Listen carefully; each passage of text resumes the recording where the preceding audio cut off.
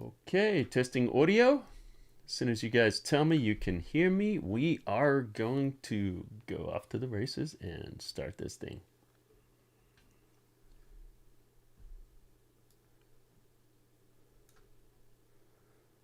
Ready, ready, ready. Everyone's ready? Can you hear me? Loud and clear? All right, thank you for that, Tracy. And let's go.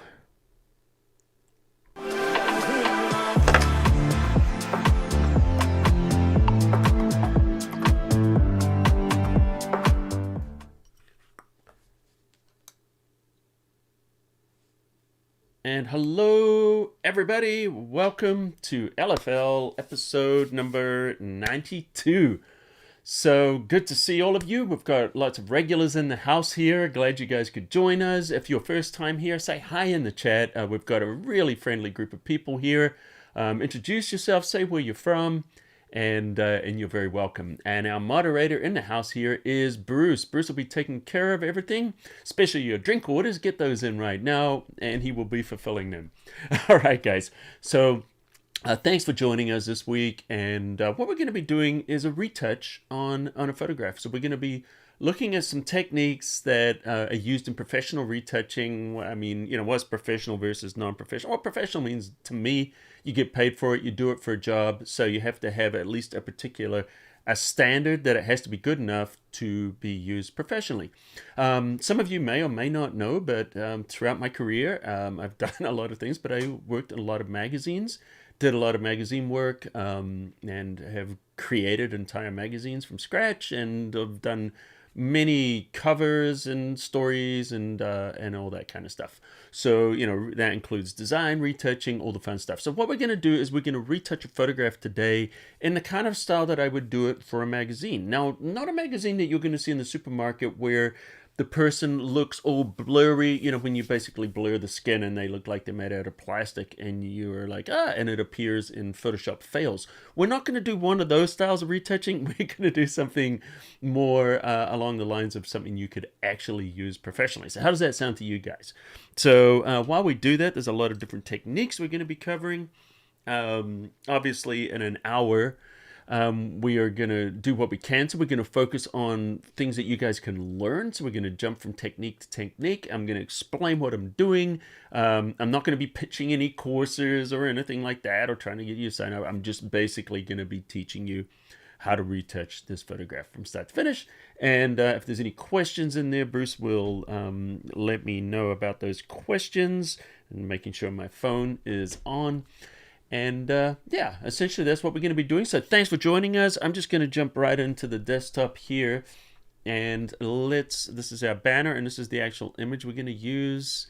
And let me go here into Photoshop. So essentially, this is what we're going to be creating. And you can see, it's realistic looking. You can see the pores in the skin. There's nothing too weird here. And we're going to start with this photo here directly out of the camera. So this is a out of camera photo. Let me make sure I've got everything set up here that you can see me in the corner. Hey everyone, how's it going? All right, so this is directly out of camera in Camera Raw. I shot this using my older camera, which I don't use anymore. It's a Canon 5D Mark IV or Mark III for that one. These days I'm shooting Sony A1, but so I was using ProPhoto lights in case you care. Two ProPhoto D1 Airs, and essentially, that's how it was shot. Okay, so, but we're not focusing on the shooting today. We are focusing on the retouching. So there's some things we're going to do. Yes, we will be doing frequency separation, but I'm going to do frequency separation maybe a little differently than maybe you've seen before, or maybe slightly differently than how other people teach it or use it, because I found a technique that works really well for just a better level of realism, so it doesn't look so fake, and also it's quicker and easier to do. So, and also keep watching. I'll give you guys the action for that, so you don't have to remember all the steps when we get to that. All right, so here we are. Hopefully you guys, not too loud, not too quiet. Let me know how's everything. Everything looks sharp and everything, and just checking in the chat there. And then we are going to begin. I just make sure. Okay, I don't see any issues. Great, because sometimes I forget to turn the right screen on before we start. All right, so. And by the way, last week, yes, we did do the preferences in Photoshop, and we will do a part 2 of those preferences. Maybe next week, we'll see, because I see a lot of you guys want me to continue doing that. So I've torn off the layers panel. I've got the layers panel sitting on the side here. Just to let you know, I'm using a Wacom pen, Wacom tablet. This morning, I taught just kind of a briefer version of what we're doing right now at the B&H, I believe it was the Optics or Depth of Field conference. So we're going to go more in depth because we've got more time. All right, so the first thing I want to do on here is I'm going to create a adjustment layer. Oh, by the way, when you're looking at a portrait and you're working at a photograph, it's really hard to tell what's going on when you're zoomed way out. So the first thing I want to tell you guys is double click on the magnifying glass, zoom into 100%, and then at the 100% we can see what we're actually looking at as far as the skin. Now, this is Lena Svetlana from Bulgaria, and so she has good skin. So, you know, this is not the kind of thing where we're saying, okay, we're going to get somebody and completely transform them into someone else. No, that's not what we're doing. But what we're going to do is just kind of clean it up, make it a little more presentable for something we'd use on a magazine cover, poster, something like that. And the reason we do this is because when you look at a person, you're not looking at them this close up like you would in print. So little imperfections are going to show up when you're staring at that person, whereas when the person in real life, they're moving, they're animated, you're not going to notice these kind of things. Like, for example, a hair here is going across her eye. You know, in real life, she'll sweep that away, but this is going to show. And also when you're lighting, in the studio lighting, you're going to get some angles that maybe show the pores or some different things a little bit more than what you would get in the real life under normal lighting conditions. So let's go ahead just kind of explaining that. And another thing I just want to say quickly, you know, on the ethical side of things, because there's definitely a part of retouching, I'm not going to be changing her bone structure or anything like that. Now, if you're doing photo manipulation and like maybe we're turning her into a creature or something like that, that's fine. But in this case, no, we're not going to be doing that. And as far as retouching, we're going to be looking at, my mantra for retouching is quite simple. I don't want to make the image look retouched. I just want to make it look cleaner and more presentable. And, you know, for something that would be appealing, maybe using in an ad or something like that. But also the other thing is we will fix things that are temporary, but not things that are permanent. So, for example, you know, we've got little bits of flaws and imperfections here that we're going to clean up. Now, for things like, you know, a mole or something like that, you want to check with the client or with the model because, you know, you don't want to remove Cindy Crawford's mole. That's not a good thing. All right, so having said all of that, let's get started. Now, a lot of people would jump straight into frequency separation right now, and then they would start doing their retouching. But it's not always a good idea. We will use frequency separation. What it does is that separates the texture from the color. But in situations like this where maybe there's some loose hairs I want to get rid of, I don't want to have to get rid of them in both the color and in the texture channel. And in a moment, we'll do that. But what I'm going to do is create a new layer. And we're going to call this pass 1. So this is the first pass. And what we're going to do is do some basic spot healing first before we go into frequency separation. Because it's quicker to get some of those big things right now. And to be honest, when it comes to like a lot of the texture area, the pores and things like that, I don't do so much of that in frequency separation. I use it more for the color, and you'll see how we work. And this is a, you know, a way that I work, and it's a quick way of working. So we're going to use a spot healing brush and make sure we sample all layers because we're working on a blank layer. If we didn't turn sample all layers, nothing would happen. Okay, so just to let you know that. So the first thing we want to do is that, and, you know, generally speaking, you know, I'm going to zoom in really close. And I'm going to bring the brush size down a little bit. And let's bring it down. So maybe the first thing we want to start with is this loose hair.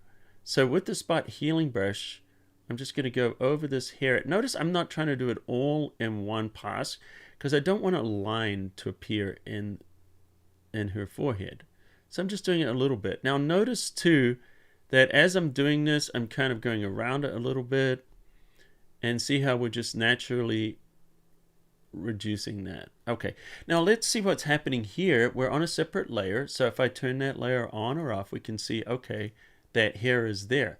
Now I'm using a Wacom pen, so if I push harder, I'm gonna get a thicker stroke than if I push light. So just so you're aware of that. Okay, so let's go in here, and I want to take that right into the eyebrow, and then we're going to go here, and even in the eyebrow I can go through and make sure we've got rid of that loose hair in there.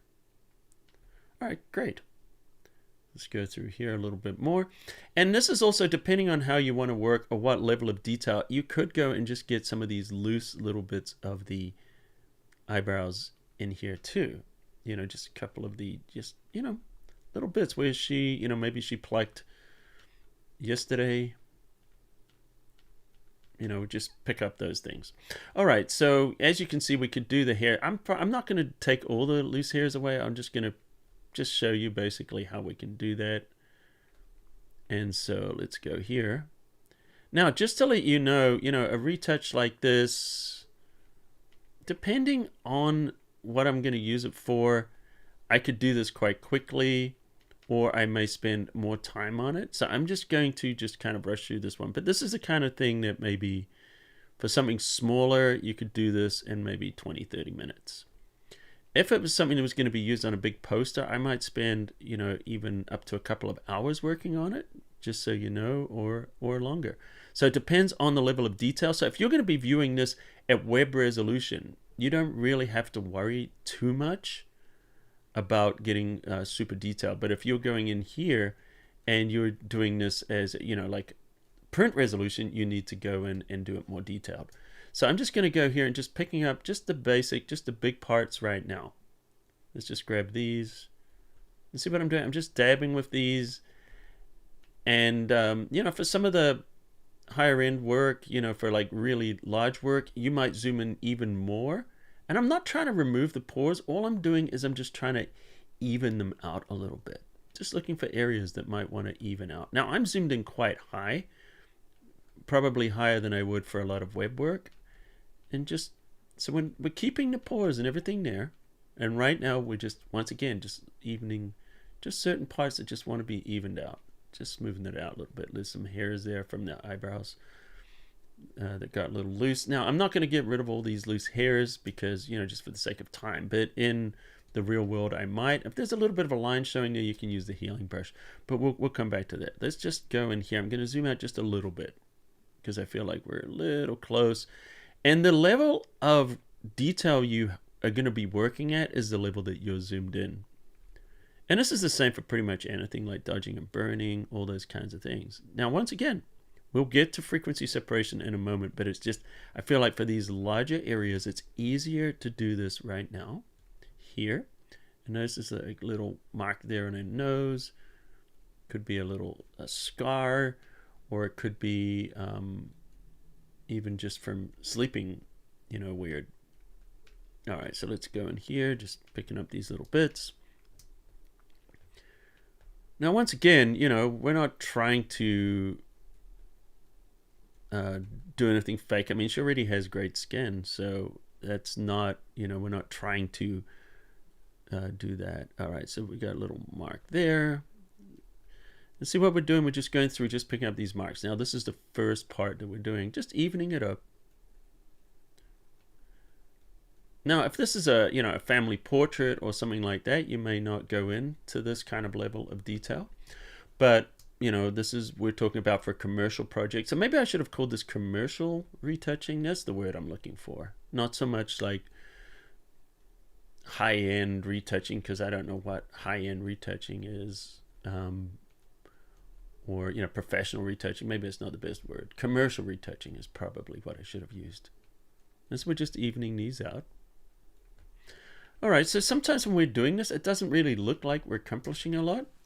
But let's have a look, and if we turn this off and then we turn it back on, you can see, oh, okay, yeah, we are. We're getting there. And this is good. So you want to kind of feel like sometimes you're not really getting that far. And to be honest, that's kind of a good thing. Like, oh, wow, I'm not making any difference. and then you don't notice the difference until you look at the before after. That's good. That means that your retouching is natural. And if it's it's obvious where you're making these changes, then maybe it's not so natural. And once again, natural is our goal. We're going to go a little bit into the enhancing in this particular tutorial, because once again, we're going for more of a commercial kind of a project. This would be magazine cover or an ad for something. Now, not necessarily a cosmetics ad. If you were doing a cosmetics ad, you would be zooming in to like double this level and going just very, very very high degree of detail. So we're just going in here. And the techniques I'm going to show you are going to work for anything. So whether or not you're working on commercial projects, you can use these same techniques, and then you're just going to either use these lighter or heavier depending on your purpose. So, if I was doing something, like retouching a lot of photos that were going to be used in an album or something like that, I might not be going to this level for every photo. But once again, it's up to you guys how you want to do it. So do me a favor, hit that like button if you guys are getting any value out of this. And I appreciate that. So we've got a lot of things we're going to be covering. Just doing this right now. So what else are we going to cover today? We're going to do frequency separation to even out the color. We're going to enhance the eyes. We are going to do a little bit of light rebalancing with dodging and burning. And what else are we going to do? Maybe a little color grading. So we're going to touch on all these kind of things. All right, so we're getting through here. It's like a little thing here. We're going to reduce the shine. And notice I'm just moving in small pieces here. And the spot healing brush is just such a huge time saver. We're going to be doing wrinkle reduction. We're going to lighten up under those eyes. But notice what I'm doing right now is I'm just focusing on the skin, and I'm just looking for the big areas. I'm not trying to get every little thing. We're just trying to even it out right now. That's all we're doing. We don't want any particular thing drawing attention. Notice I'm not trying to remove the pores. I'm just trying to make them look a little more even, a little more consistent, and picking up the deeper, blemishes, just picking up on those. All right, we're getting pretty close. So let's have a look here, and let's see where we're at. In fact, I'll just go to 100%. And so does it look like we've done much? Let's have a look. There's the before, and there's the after, and you can see we're starting to build this up. Don't worry about the eyes. We're going to get the eyes in a second. Actually, you read my mind there, Linda. That's actually the very next thing we're going to be doing. So I'm just trying to get the skin first. Then once I get the skin, then we're gonna hit these in the eyes. Yes, don't worry. That is part of what we're doing. Okay, so let's see. Let me just pick up a couple more of these little areas in here.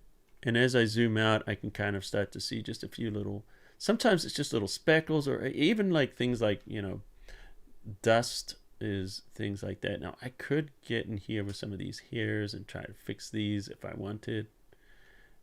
And there's different ways of doing this. Of course, you could go in some areas too and use content aware fill. You could try that. You could use the clone stamp. You could use the regular healing. Right now I'm using the spot healing, but see how you just go in there, and eventually, we just clear those away. So that's essentially, I'm not going to spend too much time on the hair, because I think I could spend a lot of time on these loose hairs, but I think you guys get the idea, right? So I don't want to be too repetitive, but you can see essentially, this is how we're going to get rid of those hairs. And a little bit there, it looks like I need to go over that again. And that's what I would do. All right, let's get in here with some of these in the eyes here. So let's zoom in nice and close. And I could do this on a separate layer if I wanted, but I'm not going to.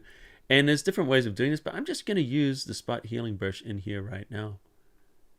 And just go in here and just clean these up. Now, I'm not going to make them perfect. And of course, to make them perfect, you just keep going. But I don't want to make these perfectly white, you know, and I'm definitely not going to brighten them, because when you brighten eyes, they look like demons. It's very fake looking. So we're just picking these up in here just a little bit. Here we go. All right. And I'm going to leave a little bit of the finer ones there just so we've still got some realism, because people are real. And once again, it's up to you what level you want to retouch these. Same techniques. And notice how I'm just taking one little bit at a time, starting with the big stuff. And notice too that I'm staying outside of the shadow area. And then when we go into the shadow area, let's go in there now. I'm not trying to do a shadow and a highlighted area in the same movement. I'm treating those as separate tones. And here we go. We're just going in there, just cleaning those up. And where were we before, after? Definitely getting there. All right. And then we've got another little technique we'll use on the eyes in a little bit for some of the redness around these edges. All right, I'm going to leave those. I mean, if you wanted to make them perfect, you could. You could do this the same way, or even use a brush and start to paint some of those in, if that was something you needed to do. Like maybe you were doing this for an optometrist or something like that, and you wanted to make the eyes look perfect, you could. But I like to leave just a little bit of nature in there, because it adds, once again, to the realism and the, oh, maybe it's not, you know, it's not obviously retouched. Because perfectly clear, no one has perfectly clear eyes. All right, getting there. And there's a little pink there, but I'm not too worried about that. I just want to get rid of those veins there, and I think somebody said the technical term for them in the chat there. Now the pink, I can reduce the pink separately. All right, so here we go. Let's see where we are. Before, after. Great. As far as the color, we're going to wait till we get to the frequency separation stage to fix that. And of course, you know, we could zoom in even closer if we wanted, but I think this is looking pretty good for this pass. Before, after. Yeah. All right, that's looking pretty good. I'm happy with that. All right, let's move on now, and it's up to the frequency separation. I noticed a little chat here.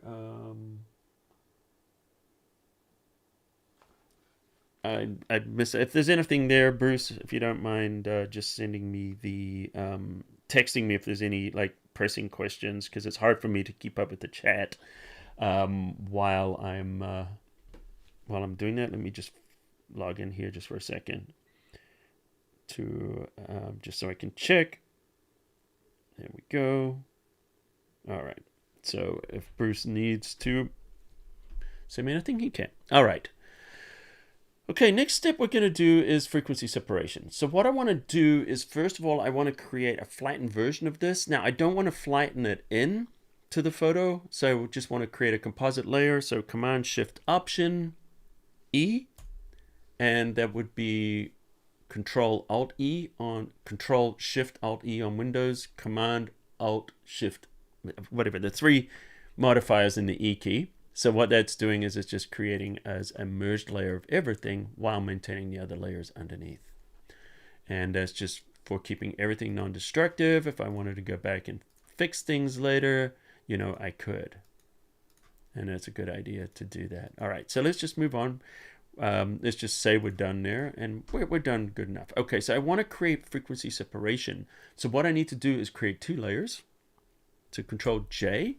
And we've got two layers there now, and I'm going to hold down the Shift key. So I'm selecting both layers. Click, hold Shift, click, and then hit Control or Command G for group, and we're going to call this FS. Now, I have a page where I have a tutorial. Bruce, if you have the link there, please post it. Otherwise, I'll post a link. I did a tutorial on, yes, same model, different photo, on frequency separation, and I'm posting that in the chat just to make sure it's there. And oh, Bruce got it too, good. All right, and the reason I'm giving you this is because the settings are here, so you don't have to write those down. Plus I have a frequency separation package, just click there and you'll get a PDF of the written tutorial, frequency separation action, and the photo, practice photo to work on. Those are free. So if you want to get those later or now, just maybe just, grab that link and you can get them after the tutorial, because I don't want you guys to miss anything, even though the replay will be live. But the reason I'm giving you that is so you don't have to memorize the frequency separation steps. This will be an action for you. All right, so I've created these 2 layers. So what I'm going to do with the bottom layer, I'm going to select it and I want to blur it. This bottom one, by the way, is going to be called color. And this is what we're going to use for the color. So we're going to choose filter, blur, Gaussian blur. Now, I'm not trying to blur to get rid of the pores on the skin. What I'm trying to do is I want to just blur this to blend the, we're going to be blending the tones together, but this is actually how we create the frequency separation. We're going to separate color from tone. So, so just when the details start to fade, that's a good amount, maybe a 4.4. I'll go a little higher for this. I'll go to a 5, click OK. So now we've blurred the background, which is going to be the color layer. Let's turn the top layer on now. And this is going to be a detail. Now, some people call the top one high frequency, which is fine detail, and they call the bottom one low frequency, which doesn't mean anything to anyone working practically, so we'll call it detail and color. Now, what we want to do is we want to blend these 2 together so they appear the same as everything underneath, but give us the ability to work on them separately. So we're going to choose image, and we're going to use apply image. Okay, so this is where the frequency separation part happens. So what we're going to do is apply image, and once again, we have that, that's in the action, and also the PDF will have that for you. So we want to make sure we are merging with the color layer. So apply image is basically we're applying this layer with the other one. So let me show you how to do that. So we're going to choose the layer rather than merge. We're going to use color. So now it's going to select the color layer. Now, notice the settings here. Looks like we've got the right settings. So the blending mode, you could go add or subtract. We're going to choose subtract. And here's the settings. This is what we're doing. Take a screen capture of that if you want. The layer is the color layer. I guess you could, I've got the same thing right here, so but I'm just showing you there. So that's subtract. The scale is 2 and 128. Now there's 2 different settings that people say for 8 or 16-bit image. Right now we're working on an 8-bit image. Honestly, I don't buy into that. I've tried doing both sets of settings for 8-bit, and I've tried both sets of settings for 16-bit image, and I don't see the difference. I'm open to being corrected if there is a difference. Someone can show me that. Good to know. But from practical experience, I find if I use these settings or an 8 or 16-bit image, I'm going to get the same result. Once again, if I'm wrong, open to being corrected. But you should see something that looks like an etched image here. And if I'm wrong, just telling me I'm wrong is not going to be enough. You'll need to prove it to me, because I have actually done it, and then I've used the eyedropper and compared the values, and literally I couldn't see more than a 1% difference in the brightness value. All right, so anyway, so we're moving on. I'm going to change the layer blend mode here from normal, and we're going to be using our linear light. So here we go. We've got these 2 layers now, the detail and color. And if I show and hide them, look at that. Looks exactly the same. So now we've got these 2 layers interacting together, which look identical to what we did before we created this frequency separation. So this is great. So the detail is where we're going to be working on the lines and the detail. And the color is where we're going to go through and we're going to smoothen out the color. Now, if you want to do more kind of like just touching up, we can work in the detail layer. So we're going to grab our spot healing brush. Now you don't want to sample all layers on anymore. Watch what happens if I do this. See how it gets all weird? So make sure you turn sample all layers off, because we're working on that layer. You don't have to work directly on the layer. You could create another layer if you want, but I'm going to keep things simple. And notice as I go in here, notice I can be retouching these, and what it's going to do is it's going to fix the detail but it's not going to change the color. Now, the reason I started some of the basic stuff first without doing that is because, if I was to do things like the hair, see how I can get in here and I can change the detail, but now I'm probably going to have to go into the color and get that as well. So it kind of leaves bits behind. So that could be the challenge of why I do some of the heavy lifting first. Sometimes it's going to work. Let's see. Yeah, see, I'm going to have to probably do that on both layers. So I'd have to go into the color layer and do that again if I wanted to do it. See, I have to go into both layers to do it. So let's just stay on the detail layer. And as you can see, if there's any bits you missed or, little bits you want to pick up in here, you could.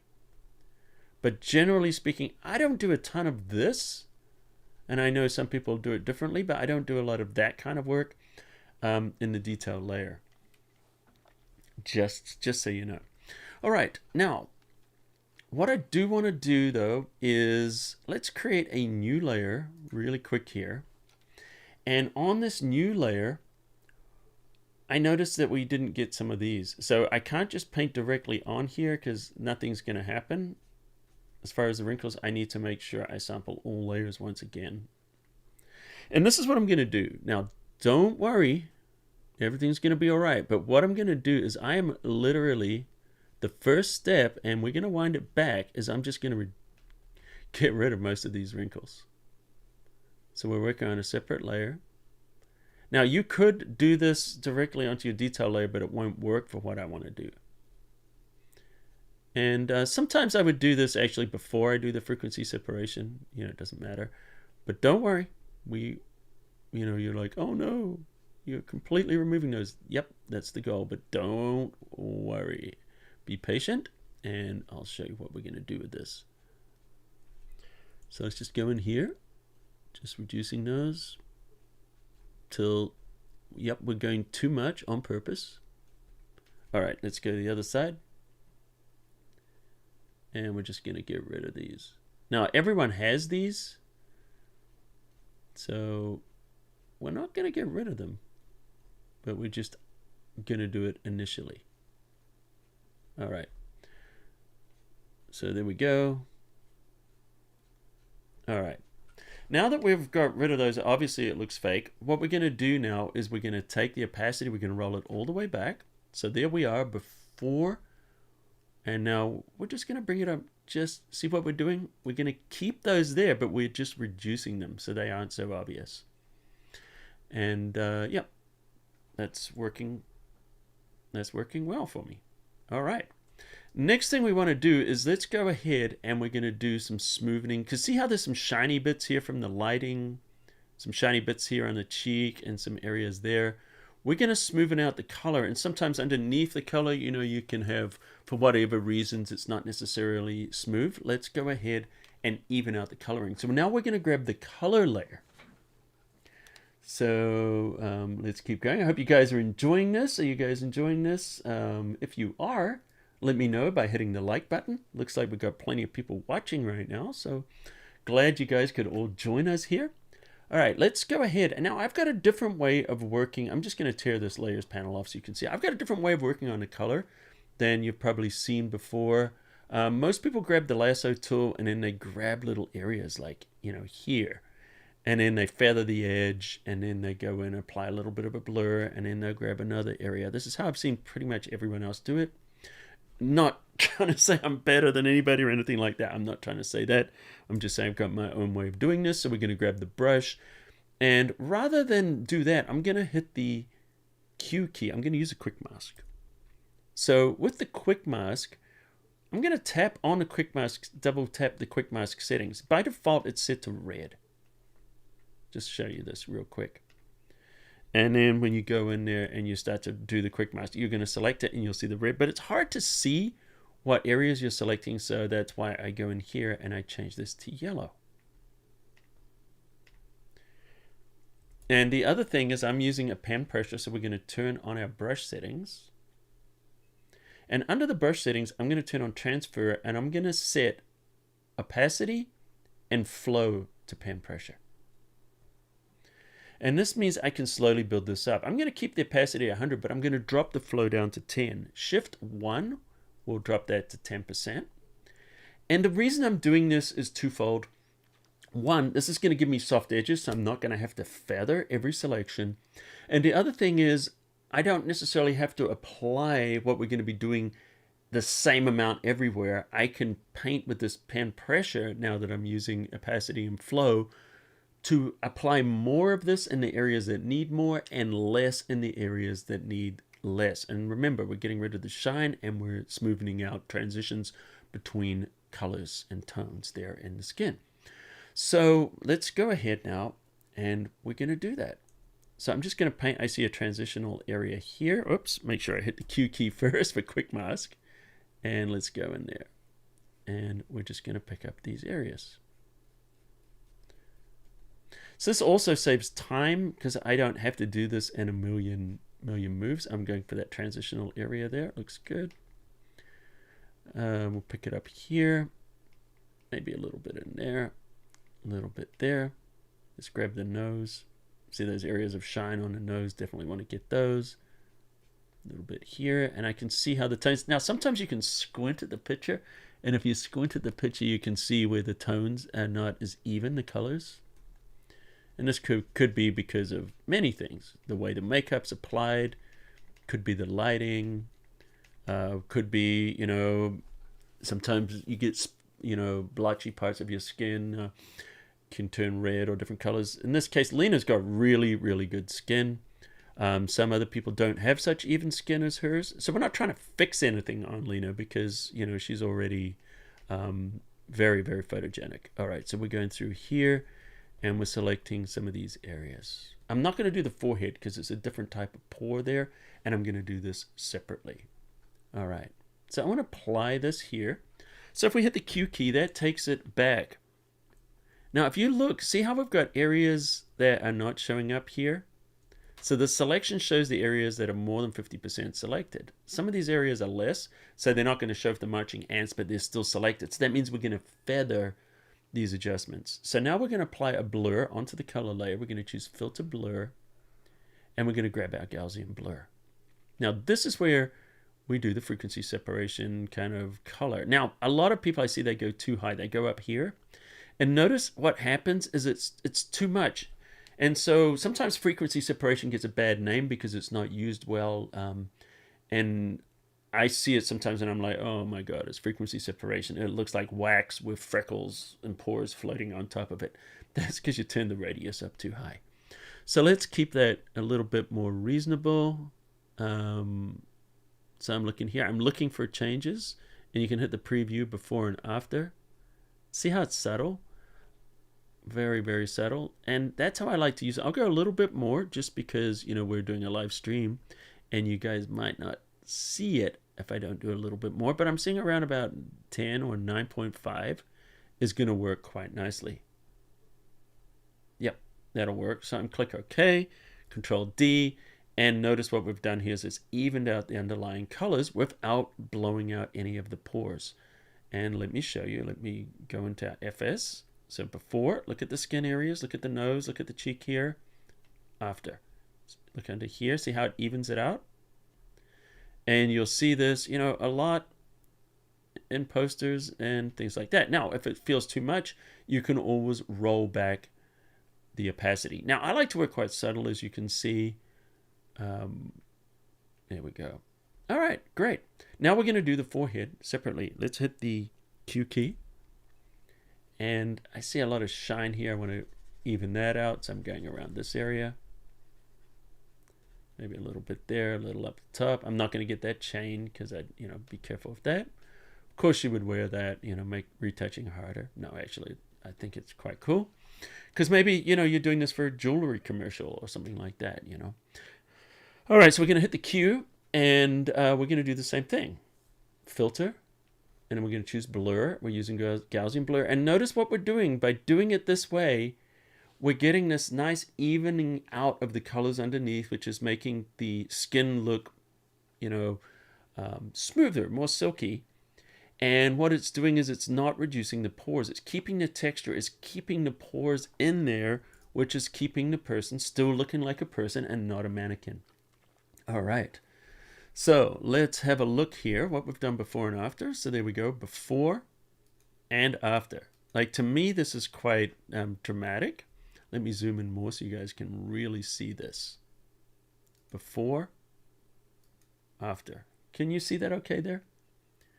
Now, I know some people will go much more heavy-handed with this, but personally, I don't like to do that. I think that's looking pretty good. All right. So one of the other things we did mention here is the eye, the little pink areas in the eye. So I'm going to grab the color layer, and then we're going to use the sponge tool. So this is the sponge, and I set it to desaturate. And I'm just going to paint into these areas that were pink. And I'm going to keep the texture there and just let them go into a gray. See what we're doing here? And just let them go into gray. And this is a better way of doing it than, you know. So we're just reducing that. Like, you never want to paint with white in here or dodge and burn into the eyes, because then it'll look like a ghoul or a demon. This is keeping, you know, we're not brightening the tones, even though it kind of looks a little bit that way. It's not. We are literally just reducing the color. And, you know, that looks pretty good. If you feel like you've gone too far, you can always undo that a little bit. And the other thing, we can also play around with opacity. But see what we've done there? Those are still there. But we just turned them more to gray, and we could go up here. And all it's doing is just getting rid of that pinkish color. That's great. All right. So why don't we enhance the eyes a little bit more now? Let's move on to that. So I'm going to zoom in like super, super close, and let's really make these... I hate to use the term make the eyes pop, because that sounds a little... sounds kind of scary. All right, so what we're going to do is let's make these eyes look better. So I'm going to create another layer on top. I'm going to hold down the Alt or the Option key, and we'll call it Eyes. And we're going to dodge and burn. So all I'm going to do is change the mode into overlay blending mode. Click OK. I don't need the 50% neutral for this one. Let's grab the elliptical marquee tool. Holding down the Shift key will keep it as a circle. And then the spacebar will enable us to move it. So let's position this over the pupil. Great. Just going to nudge that a little bit because I kind of bumped it as I did it. Now we want to inverse the selection. Command-Shift-I. Means that this is protected now, and everything outside of the pupil can now be edited. Let's grab a brush, and I want white as the foreground. Let's make a brush there. That's quite good. It's a little bit bigger than that area, and we're just going to paint in here a little bit. And remember, I'm working with a low flow, so we can build this up.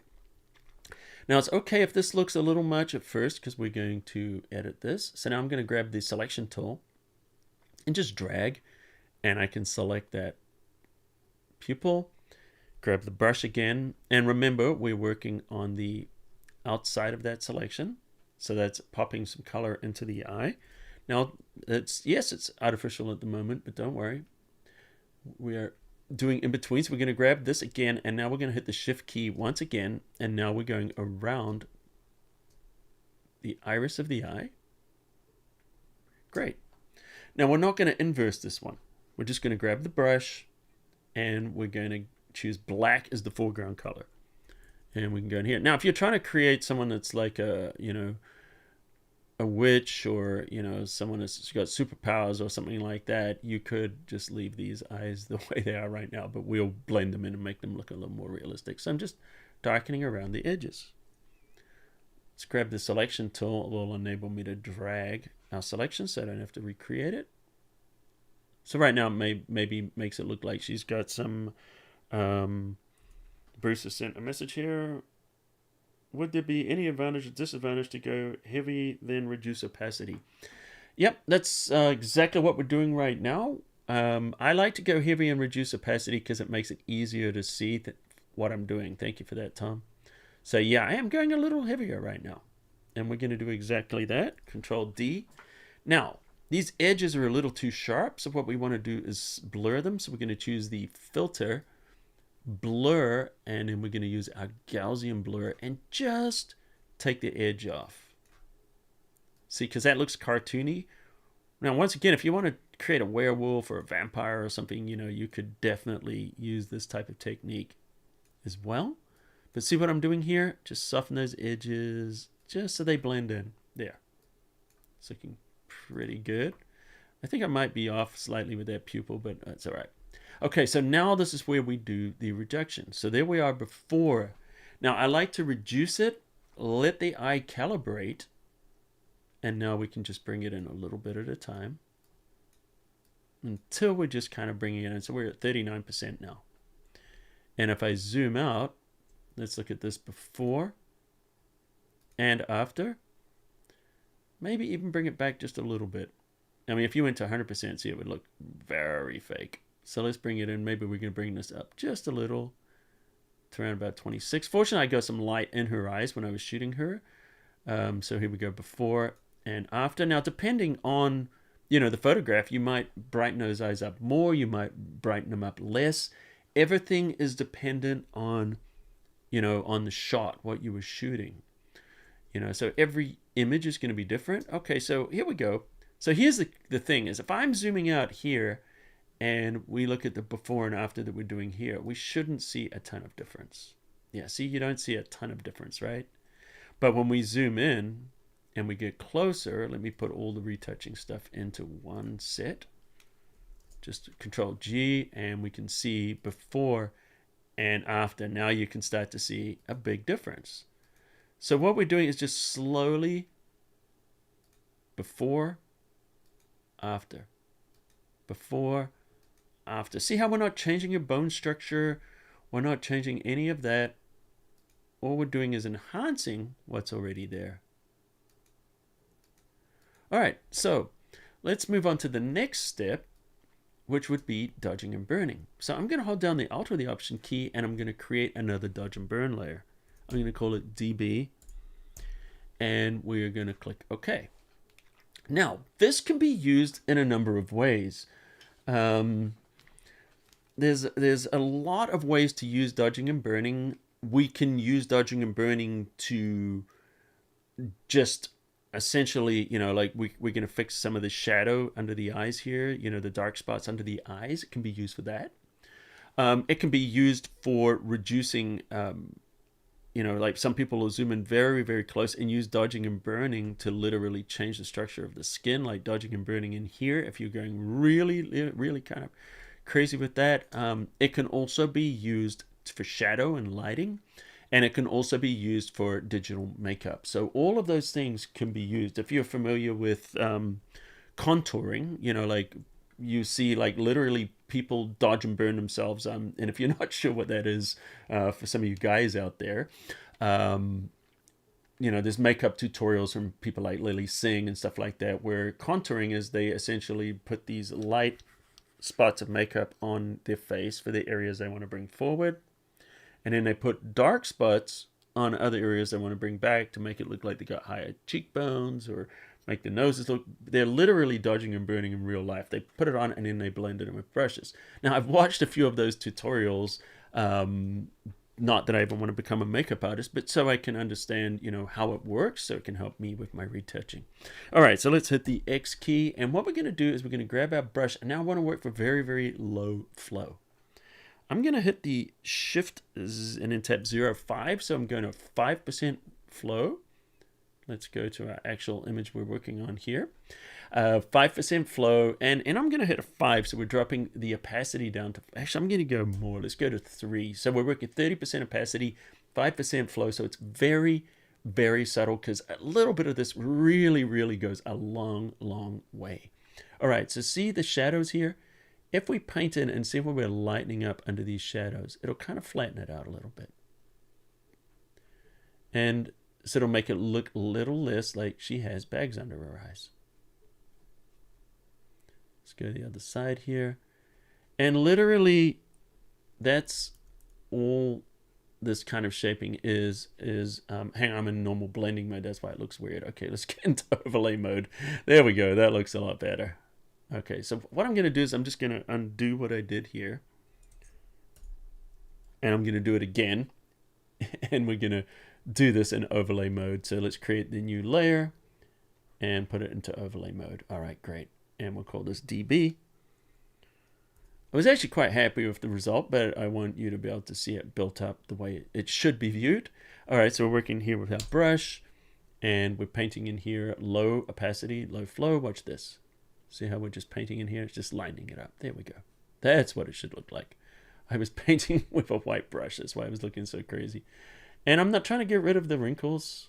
Those are natural, but I don't want to look like she has bags under her eyes. So when we go into the shadow and we paint white into the shadow, see how it reduces the appearance of depth. So we can still have it there, but we're going to have less. So, let's have a look at before and after. See what we're doing? We're reducing that. And, there's a lot of different things we can do in here. If we want to flatten this out a little bit, let's just paint a little bit in there. Just all we're doing is just reducing the shadows just a little bit. And it just kind of evens it out. All right, so that's pretty close. Now, just to kind of show you, I don't know if I would necessarily do it too much in here, but I'm going to show you just a little bit of contouring. I'm not going to do a ton because, but this is what I see. They generally hit these areas and flatten out the nose. All right, then you're going to see a little bit on the cheeks, just the top of the cheeks, and this is just going to make it look like the cheekbones are a little bit more pronounced, so the light's kind of hitting those areas. Once again, keeping everything subtle. I'm not going to do a ton else in there. And let's flip this around, and you want to make it look like the eye sockets are maybe a little slightly darkening, so we're painting with black. So the shadow would just kind of chisel her features just a little bit more. And then maybe under the cheekbone, just a little bit of shadow there, just to kind of emphasize the cheekbones. All right, so, and then maybe under the chin here too, so we can kind of make we'll darken under here. It's going to make the jawline show a little better. And maybe a little bit of shadow there to give it more shape. So what we're doing is just adding shape, but this is not really that different than what people would do with makeup. And then if we look at the dodging and burning, there's our before, and there's our after. See how that can really make a huge difference. And we didn't do much there, right? Just kind of, just gives us a little bit of life, a little bit of glow there. All right, lighten that blush up. It's too much, says Warren. I could. Let's go in there and lighten that up just a touch. There we go. All right. And the lipstick is a little saturated for my liking too. So, that would be maybe something we would do in the color grading. But we're getting quite close here. I'm definitely liking what we had. Here's before and here's after. So why don't we go in and do something interesting? What I'm going to do is I'm going to grab all of this together. Command-Shift-U, do this whole merge it together thing again. And this time we're going to take it into Camera Raw. So we're going to choose Filter, Camera Raw, Filter. Now, there's so many ways, we could do color grading and stuff like that, but I just want to just do a little bit of basic adjustment here and just see where we are. Like maybe play around with the exposure just a touch. I'm just opening it up, opening up the shadows just a little bit. See how it's just kind of opening it up here around the feathers, around the hair. And I might have to push the exposure back to compensate for that.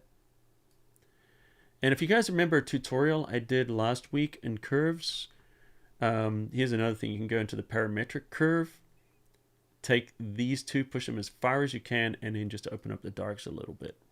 And this is how you can bring some light into the hair, into the feathers, without it looking artificial that you would get by using shadow highlight. So check out that tutorial. I did it last week. How many of you guys saw it? Let me know. Now I'm going to take the exposure back just a little bit. It's getting just a little too light. It's looking good. And I'm going to take the temperature and just give it just a slight bit of warming, like +6. Not a lot. So if we look at what we've done here, before, after, look at that. That little bit of adjustment is actually quite a lot. Let's click OK. And, essentially now we're at this point. All right, the next step that we want to do is sharpening. So let's hit a Control J, Command J to duplicate this. and then I'm going to sharpen this. So we're going to double click to go to 100%, and I'm going to choose filter, sharpen. Now there's many ways I could do this. Unsharp mask. Now I've got an interesting question. I'm just thinking about it. Would you guys be interested in a full-length course, like on, if I was to do a full-length course on retouching? Because obviously there's a lot more stuff we could do than we're doing here right now. Let me know. If not, don't worry about it. Okay, so I'm going to take everything back here. I'm going to take the amount a little too high, and I'm going to give this radius just a small amount. Nothing too high, like 1.1 pixels. See how it makes those lashes pop? But I'm also going to bring the threshold up just a little. And what that's going to do is it's going to protect the skin tones, so I'm just hitting the edges. And then the opacity looks pretty good. Okay, let's have a look at this before, after. Super, super subtle, right?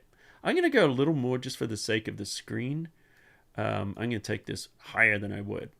So here's before, after. Now, just bear in mind, it's just starting. I'm going to pull it back a little bit because I'm starting to see some sizzle.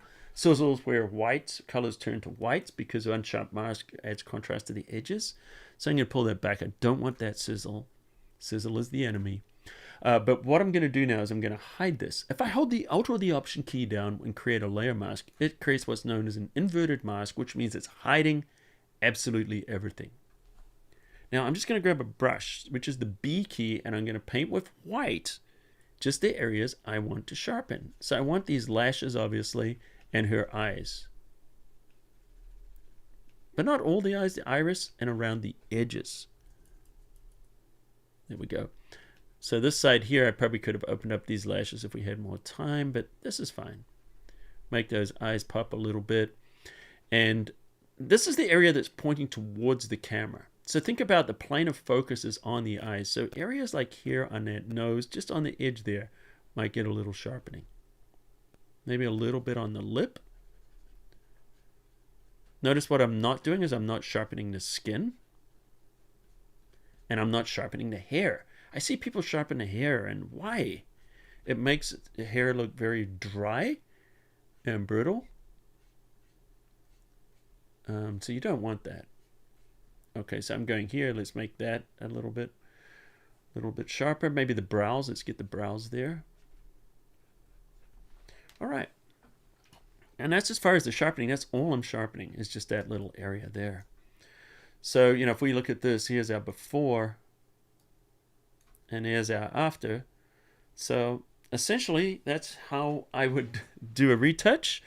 Let me know in the comments there in the chat if you guys are watching part of the replay crew. Let me know in the comments the areas that you like the best and what you would like maybe to me to do more tutorials or emphasize or go more in depth in the future. But I know I haven't done a lot of tutorials on portraits and portrait retouching. And funny thing, I posted it on Facebook today. I do shoot, people as well, but I just don't share that often. I just feel like, I don't know why I don't, but I just don't. But yeah, I have, plenty of techniques I can share with you in these kind of areas. Well, thank you for PhotoMaker. Said it was a nice retouch. And thank you, Rael, saying you like my thinking and methods. And Orcapest, very nice. Thank you. Tracy, I wonder if I'll ever learn Photoshop. You're being very humble there. We know you have some mad Photoshop skills.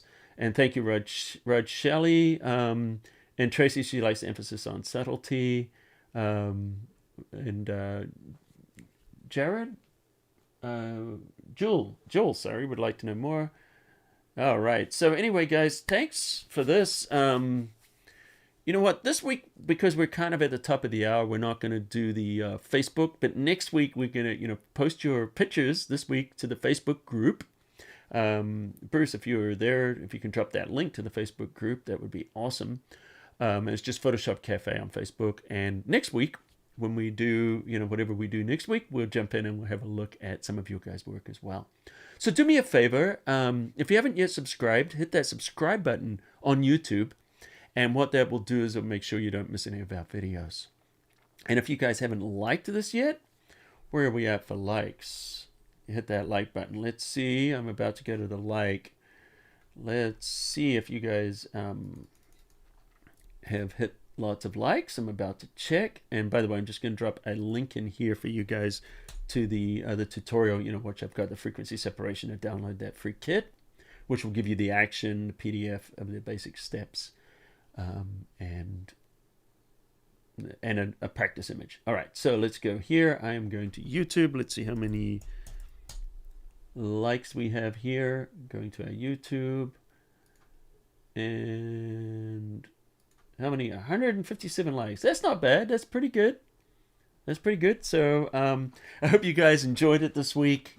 I really enjoyed spending the last hour with you. And we'll do it again next week. So next Thursday, 1 p.m. Pacific time at Photoshop Cafe. You'll see that there on YouTube.